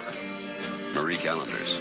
It's time to say. Vince Lombardi once said that it's hard to be aggressive when you're confused. Some of us think that taking our lives to the next level, both personally and professionally, is a confusing and complicated process. Guess what? It's not, and I can prove it. My book, Truisms, will show you how living your life by rules that are so self-evident and obvious, you'll say, I knew that. This powerful yet short, detailed bestseller is on sale right now, under $10. Go to michaelmcfadden.com. That's michaelmcfadden.com. and let Truisms help you to the next level. Your health is at stake. Diabetes. Yeah. Diabetes, cancer, heart disease. Yeah, right. I'm too young to worry about all of that. Or am I? Millions of Americans are being diagnosed younger and younger each year. I guess it's really no surprise with how much our lifestyles have changed. More fried fast foods, extreme stress from work. 176 million people in North America consume unhealthy drinks. I know I do. Who could be next? My brother? My sister? Me? I think it's time to make a difference, and so should you. Extreme X2O alkaline water, designed to cleanse your body with just 2 simple steps. Shake and wait. Not only will it help clean your kidneys, liver, and intestines, but it also helps with weight loss and anti-aging. Sign me up today. AbundantLifeMovement.com. You know, I better go call my sister to let her know about this. You should really tell a friend too, because is it really gonna kill you to shake and wait? In the interest of science. Science. Science. Science. Science, science, science. All right, so this science is brought to you by Peasy Heads Lemon Butter Cream. Yes, let Peasy Heads bring out the natural you. Hey, Daisy. Hey, Daisy. As well as BBLA. Yes, she's been in all of our heads. She'll be mad because I got a little sew-in right now. But you know, I switch it up every now. For that. She will, but she's liked it. She's got all natural hair. No, she did. Natural hair. She just tell me because she loves you. PeasyHeads.com. All right, and also brought to you by BBLA Cosmetics. Breathe Beauty LA, the cosmetic company that's responsible for the look on my face today. Oh, you I like it. I love it, Pam. Thank you. Yeah, they've been awesome. They've been hooking me up. Okay, so today's or this hour's research is looking at imposter syndrome. This is an article written in, it was published in the Harvard Business Review by Gil Corkindale. And just to give you an idea of what imposter syndrome is, and I don't know if this falls into bias, but for me, I hear people who, they don't even realize that they're operating under imposter syndrome, and they are just, and I'm like, what are you talking about? You're amazing. You're great. You know your stuff. Yeah. So what imposter syndrome is, it's also known as imposter phenomenon or fraud syndrome. Or the imposter experience. So it's a concept describing individuals who are marked by an inability to internalize their accomplishments and a persistent fear of being exposed as a fraud. So they're successful as all get out, and they're brilliant. People love them, but they doubt themselves. Like, am I really? No, I just got lucky. Or no, am I really an expert? Right, I'm not really an expert in this, but I'll go ahead and do the talk. And they do the talk. They fake it well. They put, they're not even faking it. They're not doing faking their it. thing. They're doing it. Yeah, and they think they're faking it, but they're still underestimating themselves. They're That reminds me of themselves. stereotype threat. You know, Speak on that. It sure does, because stereotype threat is like, if the stereotype about your group is bad. Okay, black people are not that smart. Okay, that's a stereotype, right? And then you have to go as a black person and show that you are smart. You do know your stuff. You are an expert. Right. But you know others are looking at you like, you probably don't know anything. That's you know, true. for whatever. It could be your age and or whatever. You're a woman. Internalize that. Then you get nervous. Right. And your performance may drop. So it's about what the people on what you think they're thinking of you. Exactly. And it may not even be what you think about yourself. You may really think, I know this stuff. Yeah. But they're looking at me like I don't. This happens sometimes with my students. Sometimes I got to give myself a pep talk. But sometimes I don't have to do it as much anymore. But when I first started, some of my students are my age, Exactly. And then I'm black. And then I'm a woman. So I got three whammies against me. And I want them to, respect me as their professor who knows something. Right. And they're looking at me. Some of them I can tell looking at me like in their phones and stuff, which teachers get all the time. But you can tell that, you don't know anything. And that could impact a person. Right, absolutely. Like, it doesn't impact me, though. Okay? Yeah, I don't, right, because even as a psychologist, when I started, I was young, and, African-American, they're not a lot, we are a minority in the world of psychology. And, just talking to parents who are of another group, and you're trying to tell them that their child is autistic, and you can tell they're looking at you like, well, what do you know? What do you know? Right. Or something like that. So you have to, for example, I have an intern from Georgia State. It's so crazy we're talking about this, and she's small in frame, and people look at her as though she's a child. So some of us have talked to her about dressing a little different so that she can command that respect in the room. Now, for somebody else, they could wear certain things, but for her, because she's small in stature, happens to me. It's like, I know gender, I get it, but it's the reality. It's like if I come to work in this, they're like, I know, but I'm not about to wear a business suit every day. But I do it. I do it anyway, and I know I don't sometimes. Sometimes I don't, because it's like, look, this is the size I am. Exactly. And I'm not about to go to Kohl's every day or Macy's and buy a whole bunch of new clothes so that I can fit your stereotype. I am a rebel when it comes to that. Yeah, so I get it. I get, because I'll go a little bit, but I'm like, not if it's gonna take, if it's gonna take me longer to get their respect, whatever, I'm gonna be me regardless. Right. And I'm not saying it's wrong to be the other way. But I happen to know I'm a rebel. And it depends on the situation. Like if you're going to a job interview, you need their respect. True. But it's you like, gotta play the game. And I guess for this situation, it's a little different because you're working in a system of P12, and P12 is different from higher ed. And when you sit across the desk from a parent, it's different. Because they will diminish your credibility. It's true. So, for example, we all have children. If you're sitting across the, you got half your hair shaved off and the other half long. And you know what? You're going to think twice about some stuff, when it comes down to educating. Now, you shouldn't. Yeah. But and you know what? That's why we're dying. I know because people it's do leading it. to stress. This is tiring. It's this hard. code switching thing. A lot of code switching. And you have to do it to be successful, and that is stressful. It leads to blood pressure issues. It does, but you cannot lose yourself in the process. So for me, I think I dress a little different. I'm not that. I do pop a color, and I'm pop a color. And I'm okay and comfortable in who I am. So I always try to make sure the interns know, don't lose yourself in the process. You still show who you are.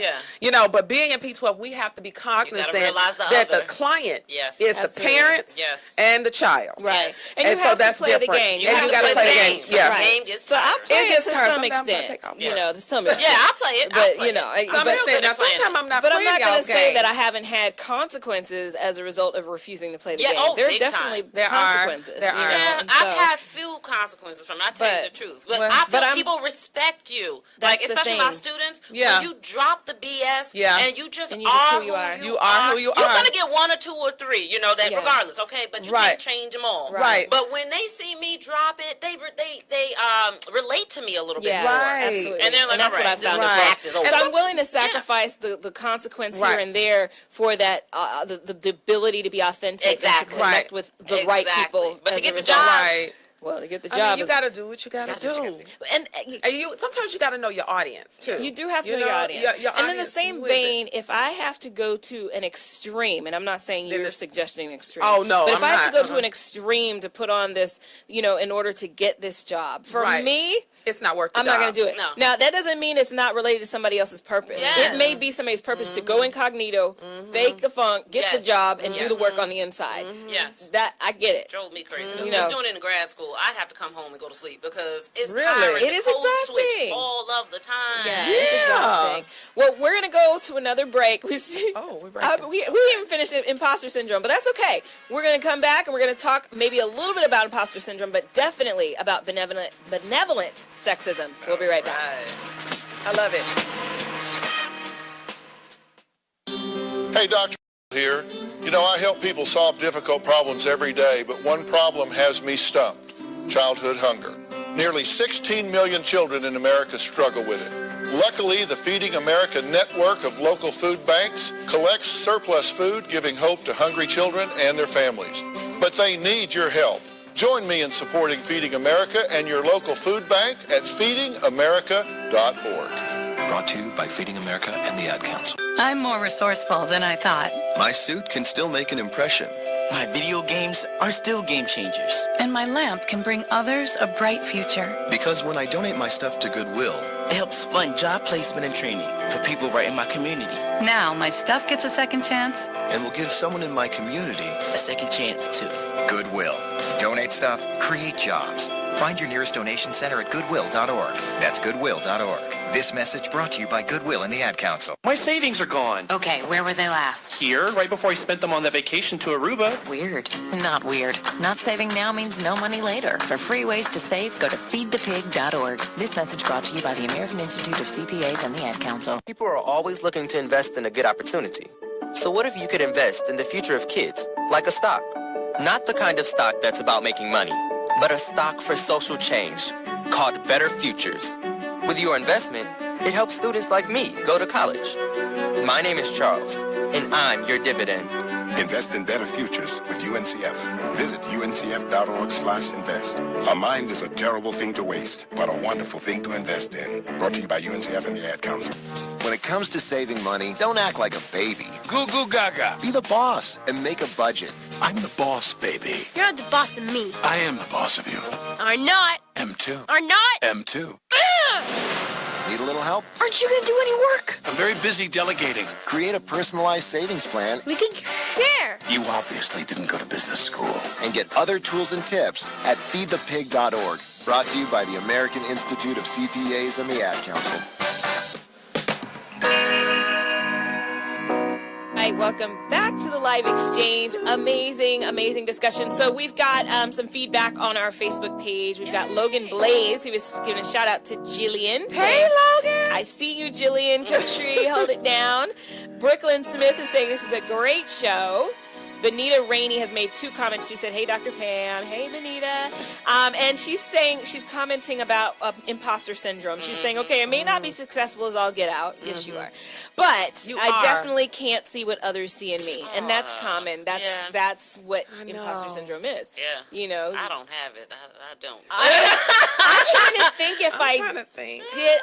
No. And I think, you know, and I think the common thread is our parents blew up our heads. Our parents must have. they blew our heads up. Them heads up, They girl. did. And I know mine did. And I don't regret it. I thank God for it. But they did. They pumped me up. Like, they would, to the point where other family members were like, if you don't stop talking about Pam, I'm sick of hearing about Pam. All the time, Pam. You know, and I see myself doing the same thing. I wake up every day feeling like, man, I got something. Yeah. I got something to say. I have something, and I'm about to change the world. It's meaningful. I feel like that every day. Yeah. So I feel the same way. And I think that it has to be our. We gotta have a show about our parents. Yeah, and we need to bring them on. And we need to bring them on. But I think that foundation was really made a difference. So, but I have a really good friend who I think she's absolutely brilliant. She's an expert. She should be on this show today. This is her area as well. And she's definitely, and she admits it. You know, she's got this imposter syndrome, and I don't think she knew it for a while until, you know, I know I pointed it out. I don't know if other people pointed it out in her life, but like, what are you talking about? This is your thing, girl. How many people tell her. Yeah, it's just, you know, and so there's got to be, you know. I wonder, like, why, how do people, you know, break out of that? You know, because that's a definite psychological thing. You know, I have some answers for that. Let's break it. So what you can do to mitigate the negative effects of imposter syndrome? First of all, it sounds like, here's what it sounds like: I must not fail. There's a lot of pressure to not fail. And that's what I was thinking about, that perfectionism. Yeah, that perfectionism. I feel like a fake. It's all down to luck, and success is no big deal. Like, you know, because I'm not going to get there anyway. I'm just going to downplay what it means. So here's what you can do to mitigate. Recognize imposter feelings when they emerge. So awareness is first step. So, you know, think about it. Now that you all know what it is, everybody who's listening, you all know what it is. So now you're responsible for recognizing when those feelings emerge. Rewrite your mental program. So instead of telling yourself that they're going to find you out or you don't deserve success, remind yourself that it's normal not to know everything and that you'll learn as you progress. That's what everybody does. Number 3, talk about your feelings. There may be others who feel like imposters too. It's better to have an open dialogue than to harbor negative thoughts alone. Again, as Dr. Bentley has said before, find people you trust. Don't just be talking to your haters. Safe people. Safe people, because your haters will love Dr. that Henry conversation. Cloud and Dr. John Townsend have a great book about safe people. Safe people. I read it. I'm so going to reread it. Don't go take that to your haters. They will love it too much. They're like, girl, you sure? You don't need to do that. Nah, girl, you just don't do that. Consider the context. Most people will have the experience. Will have experienced moments or occasions where they don't feel 100% confident. We all experience that at times. There may be times when you feel out of your depth, and self-doubt can be a normal reaction. If you catch yourself thinking that you're useless, reframe it. The fact that I feel useless right now does not mean that I really am. So you got to talk yourself out of that mindset. And I'd like to add one thing. There's a theory psychologists talk about called locus of control. Yes. And what that just means is that, you know, and people who have a better locus of control are happier. They're more confident, higher self-esteem. And that just means feeling like I'm in control of this versus, it's just luck. Right. You know, things are just happening to me, and I have people who are with it's just luck, they're more pessimistic, the research shows, versus people who are like, oh no, I'm in control of this. I can do this. I did the work. I can do this. Yes, right? They're absolutely. happy. Right. That's good. You know? That's good. Reframe failure as a learning opportunity. That's pretty self-explanatory. Be kind to yourself. Seek support and visualize your success. So, okay. I want to move on to benevolent sexism. Yes. Before we lose it. We can't lose it. We talked about a lot. Because people don't know what that is. Yes, tell us what it is. Go ahead. I just want to open it. I did, because this is an old concept. And they did a study back in this is Peter Gliss and Susan Fisk's work on ambivalent sexism. And it just says here, this is actually in The Psychology of Prejudice and Discrimination by Whatley and Kite. Okay, I use this as my text. And it says, so hostile sexism views women and men as opponents in a so-called battle of the sexes in which women try to control men through marriage, sexual wiles, and demands for attention, material goods. So this is like really nasty sexism. Yo, you need attention. You guys are trying to be, you know, feminist. And it's really a battle of the sexes. First is benevolent. It's coming from a more positive place. Benevolent sexism, in contrast, views women as pure creatures who ought to be protected, supported, and adored, who nurture their children through childhood and their men through adversity, and who represent all that is good and pure in humanity. That's a big burden. That sounds like a huge responsibility. It's a huge responsibility. We're like goddesses. Right. And so, however, even though it sounds nice, it consigns women to traditional gender roles, portrays them as weak, best suited for the homemaker role and fit for a few low-status occupational roles. And when women don't fit that traditional role, which most black women don't, okay, or most women in general, then they're disliked. So now, even though so now men can hold, and people can hold both. You can have these benevolent views, like, oh, you're pure, you're nurturing, and then these hostile ones at the same time. Interesting. And I've actually met a lot of women who hold the pure view of other women, like, this is how we're supposed to be, and this is, oh no, you're falling below the standard. And blah, blah, blah. So now that you got the basic of what it is, we're going to delve into it when we come back on the live exchange. People have never heard of this. Your health is at stake. Diabetes, Diabetes, cancer, heart disease, yeah, right. I'm too young to worry about all of that, or am I? Millions of Americans are being diagnosed younger and younger each year. I guess it's really no surprise with how much our lifestyles have changed. More fried fast foods, extreme stress from work. 176 million people in North America consume unhealthy drinks. I know I do. Who could be next? My brother? My sister? Me? I think it's time to make a difference, and so should you. Extreme X2O alkaline water, designed to cleanse your body with just 2 simple steps: shake and wait. Not only will it help clean your kidneys, liver, and intestines, but it also helps with weight loss and anti-aging. Sign me up today. AbundantLifeMovement.com. You know, I better go call my sister to let her know about this. You should really tell a friend too, because is it really gonna kill you to shake and wait? Marie Callender's knows that you may not have time to roll out dough for a perfectly flaky crust that's made from scratch, or enough time to mix vegetables with all white meat chicken and a homemade gravy. She knows you may not have a moment to crimp the edges of your favorite chicken pot pie, but Marie Callender's does. And when she's done, all you need to do is find time to grab someone special, sit down, and savor. Marie Callender's. It's time to say JBT 700 Miami Circle 30324. It's not a chain, it's a chain reaction. Invest $49 a month at a real gym. For more info, go to facebook.com/Jeans Body Tech.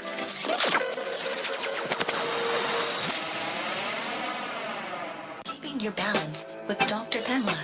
Dr. Pamela. Dr. Pamela. All right. These ladies. All right, the Balance Challenge. So this week's Balance Challenge is brought to you once again by BBLA Cosmetics. They are the people who've been working with my face. It's been a wonderful thing. I've been having a great time. Thank you. And then Heavenly Hearts Care. And Heavenly Hearts Care is they provide in-home services for people who need assistance. So definitely reach out to them. That's Heavenly Hearts Assistance, actually. HeavenlyHeartsAssistance.com. Okay, so this week's Balance Challenge, look for your blind spots. So for a week, this week, I want you to ask for blind spot feedback from one person a day. Be very particular about who you select, but don't just pick people who are going to just say, girl, you ain't got no blind spots, you good. No, Girl, you're awesome. You need truth tellers. Yes. Truth tellers. Nobody's perfect. Right. So ask for blind spot feedback from one person a day, never asking the same person twice. Okay. And just say, is there anything about me that I don't seem to see, but that's obvious to you? Okay. Ooh, that could be scary. It can. I'm ready. I'm going to do it today. I am too. I would love to, and hey, you go back into the Facebook, and tell us how it went. Because I want to see, I want some dialogue. Those of you who are following us on Facebook Live, go to the Facebook Live and comment on how your experience has been going for the week with the Balance Challenge, because we want to see people grow. We want to see people grow. Yeah. Don't be mad at nobody now when they tell you the truth. Yeah. Don't be mad. just process it. Take and, it. Process it. Yeah. So assess it. Okay. So benevolent sexism. So what Dr. Bentley Gibson has, she kind of summarized that there's kind of an overarching theory called ambivalent sexism, and under ambivalent sexism are 2 types. There's hostile sexism and benevolent sexism. So you gave an example to kind of describe what benevolent sexism could look like in the store carrying water. Can you tell that? Oh, yeah. So I go to the store and I have my 5-gallon jug of water that I fill up. I'm little, but I have Napoleon's complex. I'm pretty strong. Okay, I'm 5'1", but I'm pretty strong. So I can carry this thing no problem, and I'm proud that I can do it. And I actually get a little workout from it. Yes. So every time I go do this, though, there's never failure. A man that says, so, "Do you need me to help you with that? Do you need me to help you get that outside?" And that's fine. You know, I appreciate the gesture, but it's when I say, "No, I have this," then they look at me like, "Well, what's wrong with you? Are you crazy?" You know, like, but I'm like, "No, I have this," and that's okay. The offer's okay. But when I don't fit that traditional actually role of a weak woman, a not strong woman who can't lift things, that can make people upset. So from what I'm gathering is that, you know, it's cool to offer, but if the response isn't what you expect it to be, right, and based off of the stereotype, right, based on the stereotype, you are, you know, young, feeble, weak woman. Yeah. Well, you know, or I just want to be a gentleman. Okay. Whatever it is, it could be just. But that's what benevolent sexism is. That being a gentleman can be coming from a benevolently sexist place, and they're unconscious. They don't. Well, so there's where the bias comes in. Yes. So there's where the bias. So that's going to spark up quite a bit of conversation because just the concept of being a gentleman alone. I like gentlemen. I do too. I love a gentleman in my life. I do too. So, but my question is it more about how they respond to the decline of their offer? It's how you decline to respond. And then I want to compare this to race, because this can be very easily done. Why do you like gentlemen? What is a gentleman? Where did you learn what a gentleman was? My dad. Okay, and then you have to lead to what a gentleman takes care of the woman, opens the doors for her, pays for her. Yes. These go back to the stereotype of the woman not being able to do these things for herself. She can't. She's weak. She needs to stay at home and take care of children. So we like that because that's what we've been told. So that's that battle that we have to play as women inside of us, especially working women. Yeah, working women. That's why it comes apart. I'm working. I have a pad. I can make my own money, but then I'd like a gentleman. Yeah. That's it goes cognitive dissonance. It goes back and forth, and I feel that way too. I feel it. It's rough. Rough, especially today. I know. It's now take it to race. Okay, let me see if you can get it this way. Go ahead. Take it to race, right? Go ahead. Okay, so say when somebody walks in here and they have a long weave in here down to their legs. Okay? They was talking about them bundles, y'all. And them bundles. They want that long straight hair, and we tell them, you know, that comes from the idea that whiteness and straight hair is beautiful. But then they say, but look, I like this now. This is what I like. Well, why do you like it? What made you like it? Just because you like it doesn't mean that there's no stereotypes in there. Right. You know, you could be liking the stereotype, like women need help. Right. We need somebody to open doors for us. We can't carry water jugs. We need somebody to pay struggling with this one. It's a struggle. Well, the reason why I'm struggling with it is because men need help too. We all need help. Yes, men need help too. They do. And we step in certain ways, and it may be based on past stereotypes, but we step in. I just think we need each other. We do need each other, but in terms of this being weak, having to stay home and be mothers, that's what we're getting into. A lot of times, and one of the main reasons of divorce these days for black couples is that black woman is not fully meeting the traditional role. I can see that. Okay? They're not doing what that black man feels he needs, okay? Which is whatever, all right? Respect, right? To be taken care of, to be nurtured for, but she's working. She's doing traditionally male things. And this can cause problems in the household. And what we need is more respect for, forget traditional roles. Okay?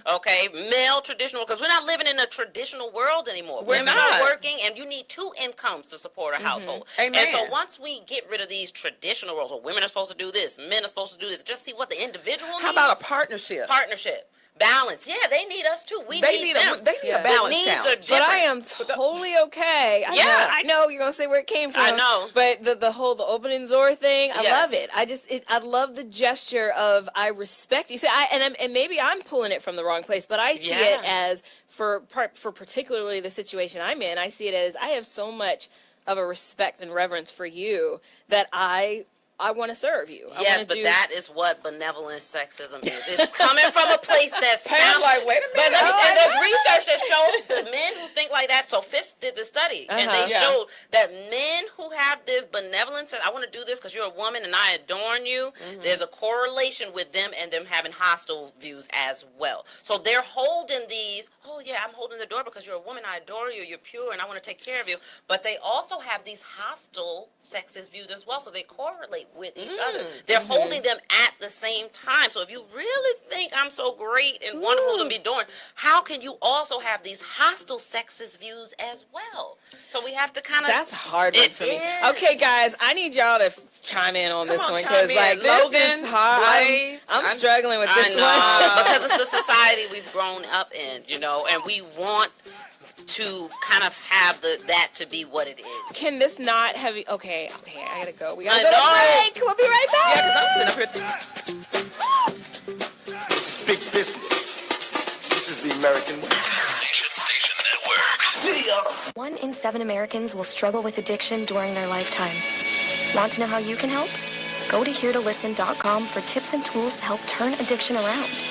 A public service announcement brought to you by the Ad Council. Hi, this is Terry Crews, actor, former football player, and father of 5. I'm also an expert on drama. There's the good kind that comes with having a house full of kids, and there's silly drama like the drama around my percolating pectorals. And then there's the drama you can skip. Skip the drama that comes with not having your high school diploma or equivalency. Find free adult education classes near you and finish your diploma. Visit finishyourdiploma.org. That's finishyourdiploma.org. And leave the drama to actors like me.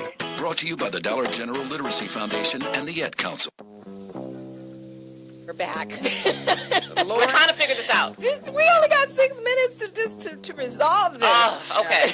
Yeah. All right.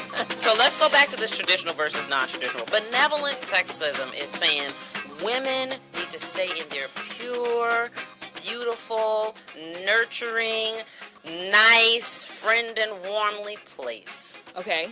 Okay. So I get that. So we put that's the benevolent sexism definition. Right. Does somebody doing a nice gesture for a woman automatically put them in the benevolent sexism box? That's what Pam is That's what I was struggling with. It doesn't. What puts them as a benevolent sexism is that when they see a woman who is not fitting that role, that traditional, whatever they think a woman is supposed to be. Got it. So now we have a woman, oftentimes you hear this all the time, when a woman is being a leader or she's taking command, now she's a bitch. Okay. But when a man does it, it's okay. And we know these are qualities, being a leader. I've seen people get demoted because of that. Okay, I've right. seen it. Right, and so what happens a woman got now demoted, we're but a keeping man women in their place. That's right. And they can't be leaders, and they can't climb up the success ladder because they have to be these nurturing, pure. And being a leader sometimes is not always nurturing, nice, and pretty. Right. Got it. I think I got it. Yeah, I had a man to tell me that I was a sometimes smart little today, cookie. and sometimes today, women have to head the household in terms of financially, in terms of being able to take care. All three of us, okay, in terms of being able to do things that are traditionally men. Right. And when that can't be respected and looked at like, wow, this is an amazing woman. Look at her. Look at her. Doing this versus she's this and that. Okay. Or sometimes she's trying to be so independent. See, put her in her place. I get that. Then I get that. So it's a matter of embracing a woman who's willing to step out of the traditional roles. Bam. Got it. And the traditional roles of a woman is pure. Be quiet. Don't have any information. And I've had men get mad at me before for having too much knowledge. Yeah, I mean, that's why my daughter's father and I are together. Yeah. You know, like, it was too much. It's too much. It was too much. And now, no pun to his current wife, but she's completely different from me. She's quiet. She's nice. She doesn't say anything. Quiet. She's and probably knows. Yeah. So she doesn't trigger those things that would have triggered. I triggered. Right. Yes. You know, one day, he told me, he thought you act like you have the penis. I had somebody call me a PH. I've had somebody call me a PH dumb ass. Okay, because that was heard. Yes, PhDA. Okay, because it's like you think you're so smart when it's like. Well, give me some knowledge too. You know that we can go back and forth. I want somebody that I can engage in a healthy discourse with, and it's okay if we get a little sweaty with it. Yes, I'm not going to always sit with my legs crossed. Sweaty can lead to other things. Well, but benevolent sexism says, "Be quiet, woman." Benevolent sexism says, "Be I'm pretty." not going to be able to do that. No. Take care of me and my babies. No. And that may be for someone, and I don't mind doing that. But see, some men want you to stay home because they come from that mindset too. Right. You know, you have to be careful when everybody wants you to stay at home and take care of the children. Right. Women. You know what? But the thing is, there are some women who that is their purpose, and that's what their they purpose, want to and do. that's what you want to do. I just want to admire them. But if you're not happy and you're not fulfilling your purpose, right? That's the key. That's when it's a problem. I look at those women like, hey, because I'm a mom and I know hey, that's a job to be staying at home and taking care of the household. Right. So I respect them, that. but don't not respect me or look down upon any other woman who's out there not fitting those traditional roles. Respect her for what she has in her brain and what she has to say. There's a battle between working moms and moms who stay at home, even if you go back and forth about that. Well, wow. Okay, so we're coming close to the end. So I want to know. I know, man. We could have done that as a topic by itself. This was great. Well, y'all are coming back for a part. Yes, anytime. So I need to know how, or the world needs to know how they can reach you and yes, ma'am. how they can get involved. All right. Well, you can find me at www.thebias, BIAS adjuster, ADJUSTER.com. I do diversity training. I'm making products for children, writing books for children to make sure they have more inclusive attitudes and are happy with who they are. So yeah, that's me. All right. You can find me on Facebook at Lissie's Voice, LISSIESVOICE. Incorporated, and right now I'm working on a book. I'm finishing it up. Somebody in this room is going to be helping me with that, and it's going to be a book for girls, to help girls and lessons that we as women have learned in life and that we would like to pass on to our daughters. And that's it. That's it? All right. Sounds good. This has been an awesome This show. has been fun. Yes, this has been great. I think we need a part 2, though, Pam, because I still want to swing into that benevolent piece. There's a lot more. We're just figuring it out. We took too long to get to that, so we will definitely have these two back, and we're definitely going to have a show just on sexism. And we're going to talk about that. So thank you so much for tuning into the live exchange. Thanks for joining us today, where we exchange compelling dialogue around love, politics, and intellect. Join us next week from 11 to 1 right here on the Sensation Station. Well, I will be joined by, we're going to have a conversation about the healing of black men and women. Dr. Pamela, I know. And remember, love yourself to life, dance confidently in the dark, and dream wildly unrealistic dreams. Have an awesome week. That was lovely.